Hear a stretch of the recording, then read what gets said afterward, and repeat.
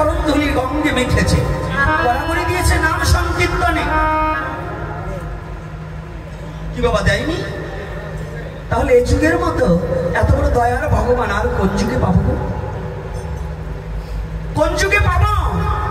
যে যুগে অস্ত্র পরিত্যাগ করে আমার শ্রীমান গৌর হরি মা ভৈ দান করলেন, দুটি হাত উত্তোলন করে বলেছিলেন মা ভৈ, মা ভৈ, মা ভৈ।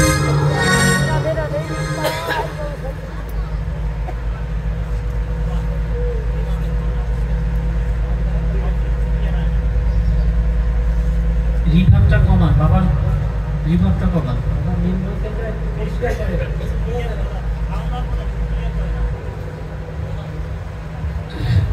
আজকে নারদ ছুটে গিয়েছে পঞ্চাননের কাছে। দুটো যুগের সম্বন্ধে একটু আলোচনা করবো, গৌরহরির কথাটা একটুখানি বিশ্রাম রেখে যাই, তারপরে আবার ওখান থেকে আসবো, না হলে ওই লীলাটা বলা হবে না। আজকে নারদ গিয়েছে পঞ্চাননের কাছে। ভোলানাথ, মহেশ্বর, তুষার, ভৈরব যার এক নাম, শিবের 108 নাম। শিবের কত নাম? মহাকাল তার নাম হয়। কি মহাকাল আছে না? তাহলে শিবের 108 নাম। কথা হবে না বাবা, কথা হবে না। এইবার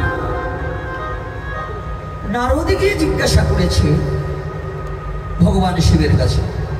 এখন প্রশ্ন, শিব কি ভগবান? হ্যাঁ, শিব ভগবান। ভগবান আর ঈশ্বর এক নয়। ভগবান আর ঈশ্বর এক নয়। স্বতন্ত্র ঈশ্বর কি কৃষ্ণ। 6টা ঐশ্বর্য যার মধ্যে আছে সে ভগবান হতে পারে। এজন্য আমাদের অবতার কয়জন? কথা মিথ্যা কথা, জানা নেই। 24 অবতার, চতুর্বিংশ অবতার। এটা এই চতুর্বিংশ অবতার আমাদের শাস্ত্র গ্রন্থে প্রমাণ করে দিলেন। এর মধ্যে পশুরাম একজন অবতার, এর মধ্যে আমাদের ব্যাসদেব একজন অবতার। কথাটা বোঝা গেছে? এভাবে আমাদের 24 জন অবতারের কথা আসছে। এইবার ভোলানাথের কাছে গিয়ে যখনই দণ্ডবাদ করেছি, ভোলানাথ চোখ বন্ধ করে ধ্যান করছে। এই যে ভালো করে একটু জেনে নিন, আমরা যে ভোলানাথের পুজো করছি না, আমরা যে দেবতাদের পুজো করছি, এই দেবতাদের মধ্যে যত দেবতা আছে তার মধ্যে দেবতার দেবতা হচ্ছে কে? বলতে হবে, কিন্তু মুখ খুলতে হবে। এটা ঘুমিয়ে পড়ে যায় কেন? ধাক্কা মারা হবে। কি হলো? চোখ বন্ধ করা যাবে না। আমার দিকে তাকাও। ও মা, কি হচ্ছে?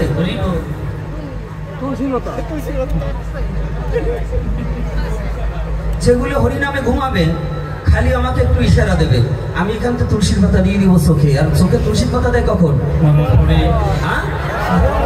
মরার পরে। যেগুলো হরিনামে এসে ঘুমাবে আমি তুলসীর পাতা দিয়ে দেবো, আমি বলবো বলো হরি, একবারে সাইজ হয়ে যাবে।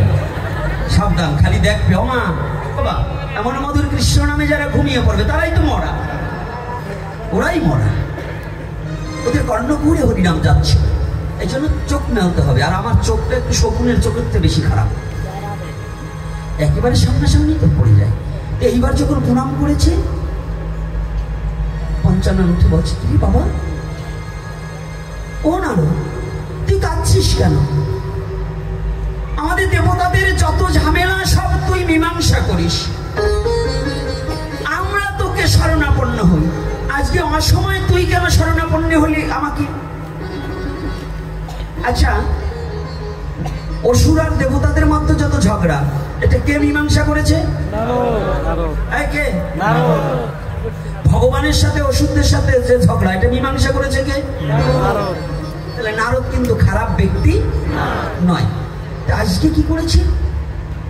নারদকে বলছে ভগবান শিব, তুই কাঁদছিস কেন বাবা? আমি কাঁদছি কেন?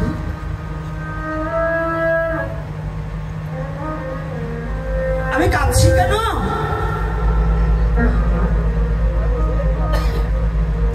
আমি যে পিতার কাছে গিয়েছিলাম, পিতা আপনার নিকটে আমাকে পাঠিয়েছে, কৃপা করে একটিবার বলে দিন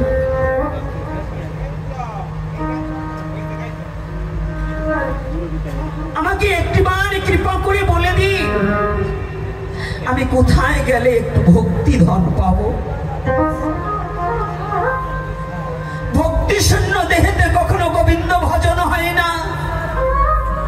শাস্ত্রজ্ঞ যত হোক, পণ্ডিত যত বড় হোক, যত বড় শিক্ষিত হোক, ওই শিক্ষিত যদি ভগবত সেবায় না লাগে, ওই শিক্ষিত শিক্ষিত নয়। এটা কোথায় বলেছে? চৈতন্য চরিতামৃতে রায়ের রামানন্দে আর মহাপ্রভুর কথোপকথনে সাধ্যের নির্ণয়ে। প্রভু কহে বিদ্যাসার, রায় কবে কৃষ্ণ ভজন বিদ্যা ভিন্ন, বিদ্যা নাহি আর।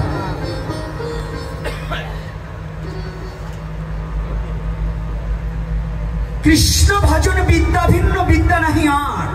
ডক্টরেট করেছে, পিএইচডি করেছে, ওই বিদেশ থেকে, লন্ডন থেকে, আমেরিকা থেকে সার্টিফিকেট অর্জন করেছে, কিন্তু তার মধ্যে যদি ভক্তি না থাকে, যুক্তি আর তর্ক থাকলে ভগবত প্রাপ্তি হওয়া সম্ভব নয়।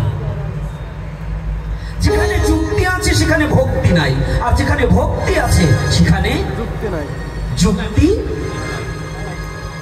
থাকে না। কি বাবা থাকে? ভক্তির জায়গায় কোনো যুক্তিতে কাজ হবে? আর যুক্তি কারা? যুক্তি যারা দেবে তাদের ভক্তি থাকবে না, ভক্তি শূন্য। নারদ বলছে কোথায় গেলে আমি একটু ভক্তি ধন পাবো? ভোলানাথ কেঁদে দিয়ে নারদকে জড়িয়ে ধরেছে। নারদকে জড়িয়ে ধরেছে। নারদ, ও বাবা, আমি এই ভক্তি ধনের জন্য সোনার কাশিকে পরিত্যাগ করে আজ শ্মশানবাসী হয়ে গেছি। একমাত্র জীবনে একটু ভক্তি ধন অর্জনের জন্য সোনার কাশিকে পরিত্যাগ করে আমি আজ ছুটে বেড়াচ্ছি। আমি পঞ্চমুখে নাম করছি, কিন্তু আমি আজ অবধি ভক্তি ধন পাইনি।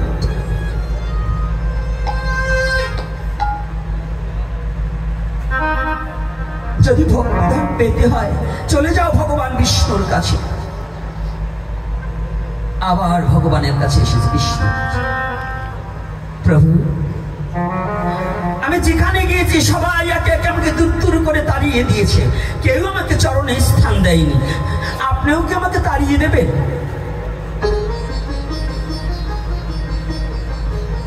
কি বলেছে?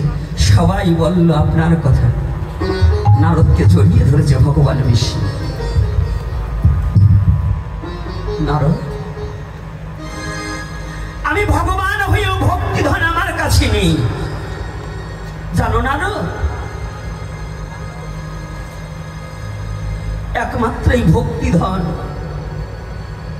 যদি পেতে চাও, এই ভক্তি ধন একমাত্র ভক্তের কাছে আছে। ওই ভক্ত ছাড়া ভক্তি ধন কোথাও খুঁজলে পাবে না।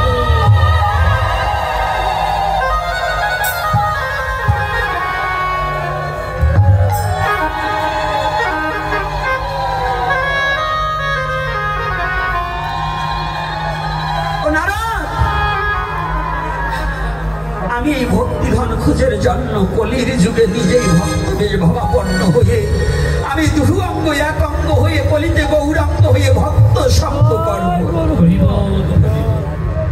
আর জানোই ভক্ত সঙ্গের কত ফল? সেই লীলাটাকে আস্বাদন করে প্রেমিক একজন ভক্ত একটা গান রচনা করেছে। কি রচনা করেছে? ওরে কোন